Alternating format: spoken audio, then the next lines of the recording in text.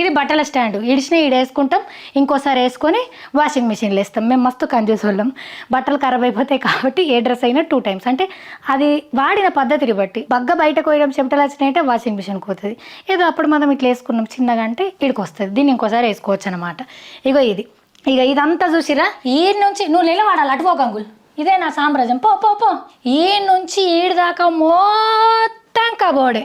ఈ కబోర్డ్ అయినా సరే ఇంకొక డ్రెస్సు, ఇప్పుడు ఇల్లు ఉన్నది కాక ఇంకొక డ్రెస్సు, ఇళ్ళు ఉన్నాయి వాషింగ్ పోతే, వాషింగ్ ఉన్న ఇళ్ళకి అత్తే పడితే తప్పితే కొత్త డ్రెస్ ఏది కొన్నా పట్టది, అంత అయిపోయింది. సో నేనేం చెప్పిన అంటే ఆయనకి ఫుల్ పెద్దగా కబోర్డులు కావాలా, ఫుల్ స్పేస్ కావాలని చెప్పిన. అందుకే కింది నుంచి మీద దాకా యొగ్గి సపోర్టింగ్కి కింద తప్పితే మిగతా అంతా కబోర్డే పిఓపికి ఇడిచిపెట్టేసి.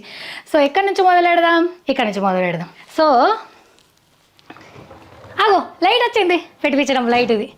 సో ఇవన్నీ నా చుడీదార్లు, నా బట్టలు, నా ఇంట్లో సామాన్ అన్నీ నేనే పెట్టుకుంటా. కాబట్టి మీ అంత ఆర్గనైజింగ్ స్కిల్స్ నాకు లేకపోవచ్చు, బట్ నా కంఫర్ట్గా నేను ఎట్లా కంఫర్ట్గా ఫీల్ అవుతా, ఎట్లా నాకు ఈజీగా ఉంటుందో దాన్ని బట్టి నేను అరేంజ్ చేసుకున్నా. సో ఏ డ్రెస్ అయినా సరే చున్నీలు లింకుడు, మళ్ళీ కింద లెగ్గిన్లు లింకుడు ఇవన్నీ కష్టం కాబట్టి ఇట్లా జిప్ లాక్ ఉన్న ఈ బ్యాగుని తీసుకున్నా. సో ఇందులో చున్నీ, డ్రెస్సు, లెగ్గిన్, దీనికి కావాల్సింది ఇట్లా పెట్టేస్తా. సో ఇట్లా ఇవన్నీ చుడిదార్లే.